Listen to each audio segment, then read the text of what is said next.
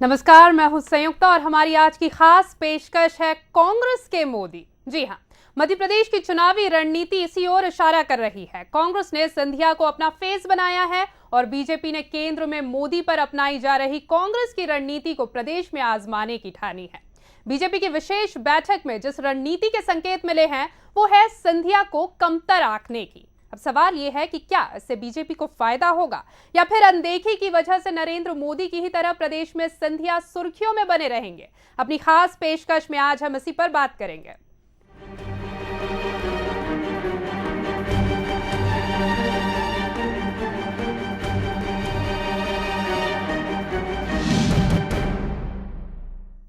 आमतौर पर जब भी कोई कंपटीशन होता है तो अपने प्रतिद्वंदी से जीतने के दो तरीके होते हैं। पहला तरीका ये कि हम अपने प्रतिद्वंदी जो है उससे बेहतर करें, उससे आगे निकल जाए। दूसरा तरीका होता है कि अपने प्रतिद्वंदी को पीछे ढकेलने की कोशिश करें। उसके भी अलग अलग तरीके होते हैं। डिमोरलाइज हम कर सकते हैं अपने प्रतिद्वंदी को, या फिर उनके खिलाफ एक माहौल बनाने की कोशिश कर सकते हैं, या फिर प्रतिद्वंदी को इग्नोर करते रहते हैं तो भी कई बार जीत हासिल हो जाती है। तो क्या इसी तरह का कोई यहाँ पर रणनीति बीजेपी अपना रही है सिंधिया को लेकर अब मध्य प्रदेश में? क्योंकि यही स्ट्रैटेजी कहीं ना कहीं राष्ट्रीय स्तर पर अगर हम देखें तो मोदी को लेकर कांग्रेस ने भी अपनाई है। किसको इसका फायदा मिलेगा, ये जानने की इस चर्चा के दौरान हम कोशिश करेंगे। हमारे साथ बीजेपी से जुड़ चुके हैं प्रहलाद पटेल जी और साथ ही साथ वरिष्ठ पत्रकार जयप्रकाश पाराशर जी भी हमारे साथ इस चर्चा में भाग लेने के लिए जुड़ चुके हैं। आप सभी मेहमानों का मैं स्वागत करती हूँ। सबसे पहले प्रहलाद पटेल जी, आपका मैं रुख करना चाहूंगी क्योंकि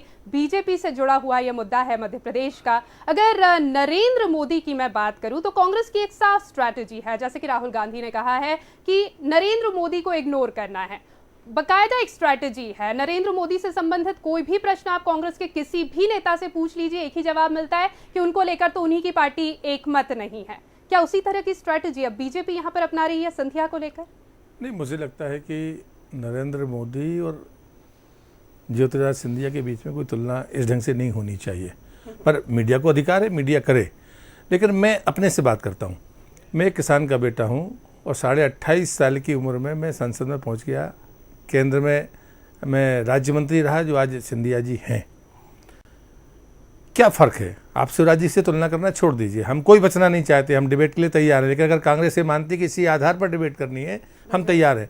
तो हम जैसे छोटे कार्यकर्ता से करिए कि मैं ये किसान का बेटा, मैं उन 28.5 साल की उम्र में लोकसभा में चुनकर जाता हूँ, मैं केंद्र में मंत्री बनता हूँ। तो वो किस आधार पर तुलना करना चाहते हैं? उनकी पर्सनालिटी पर, उनकी चुनावी रणनीति पर, उनकी सोच और समझ पर मैं तैयार हूँ। लेकिन कांग्रेस किस बात में खुश है? क्या सिंधिया जी के आने से लाखों करोड़ के घोटाले जो केंद्र सरकार ने किए उनका जवाब सिंधिया जी नहीं देंगे? क्या वो 10 साल के दिग्विजय सिंह के कुशासन को जो प्रदेश की जनता ने भोगा उससे उनकी रोडें ठीक कर देंगे? ये ऐसा सर्टिफिकेट दे देंगे? बिजली पर, पानी पर, सड़क पर, तीनों बातों को लेकर मैं तैयार हूँ। हम ज्योतिरादित्य सिंधिया जी को ना तो कमतर आंकते हैं, ना हमको कोई अपना उनका हुआ मानते हैं। मैं दोनों चीज़ें नहीं मानता। राजनीति में इन बातों का कोई मायने भी नहीं है।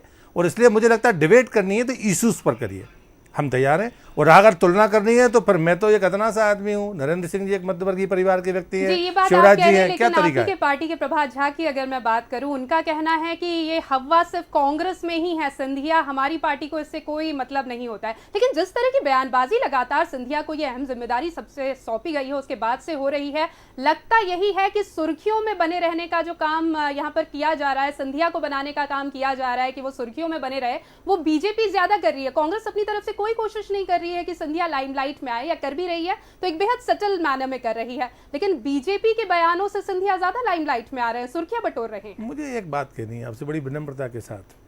शिवराज जी, अगर चेहरे से कोई भीड़ जुटती है तो शिवराज जी की पर्सनालिटी में ऐसा कोई आकर्षण नहीं है।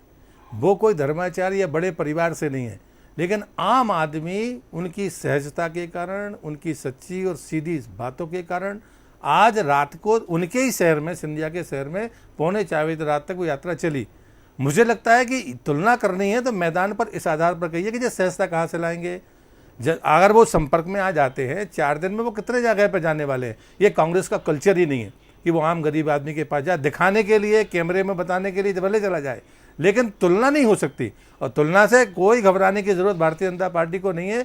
भारतीय जनता पार्टी का मेरे जैसा छोटा कार्यकर्ता भी तुलना के लिए तैयार है, हमें कोई आपत्ति नहीं है। लेकिन मुझे लगता नहीं कि कांग्रेस कोई फैसला कर पाएगी, ये कांग्रेस का विषय है, इस पर हमें कुछ बोलना नहीं है।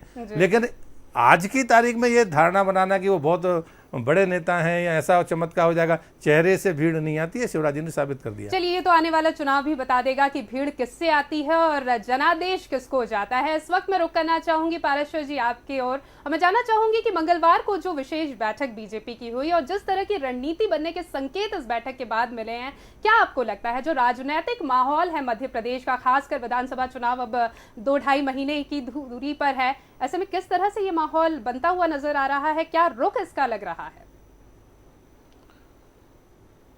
दोनों भिन्न किस्म के व्यक्तित्व हैं और दोनों की पृष्ठभूमि अलग है, ये बात सही है। लेकिन मध्य प्रदेश के चुनाव में जो कांग्रेस की जो रणनीति थी, कांग्रेस का जो प्रचार का मोमेंटम था, जो एक मूवमेंट आगे ले जाना चाहते थे, वो कहीं ना कहीं उसमें एक उनको कमी महसूस हो रही थी कि एक चेहरा वो उसमें पेश करें जिसके इर्द गिर्द वो अपनी रणनीतियों को आगे बढ़ाएं।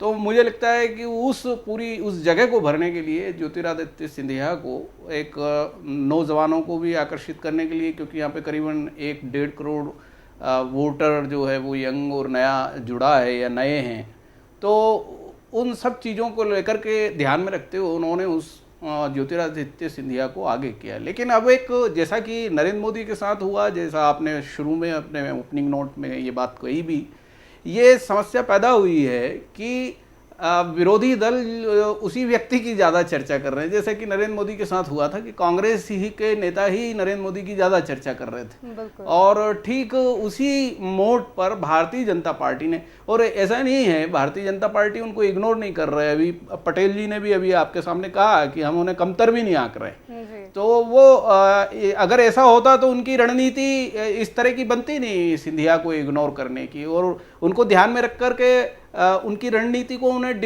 रीडिफाइन भी नहीं करना पड़ता। उन्होंने, जाहिर है कि उन्होंने रीडिफाइन किया है, इसका मतलब है कि वो इस बात को महसूस करते हैं कि ज्योतिरादित्य सिंधिया इस राजनीति पर असर डालने वाले हैं। मुझे लगता है कि मध्य प्रदेश में व्यक्तित्वों से भिन्न होकर के अभी जो वास्तविक संघर्ष है वो जमीन पर है, और अभी उसकी दिशा अभी साफ होना बाकी है जब तक कि टिकट तय नहीं होते। बिल्कुल, लेकिन पाराशर जी कहते हैं ना कि बदनाम हम दूर दूर हो गए, तेरे संग हम भी सनम मशहूर हो गए, तो कहीं ऐसा ना हो जाए कि भले ही आप विरोध के स्वर दे रहे हों, बयानबाजी कर रहे हों विरोध में ज्योतिरादित्य सिंधिया के, लेकिन मशहूर ज्यादा ज्योतिरादित्य सिंधिया ही हो जाए?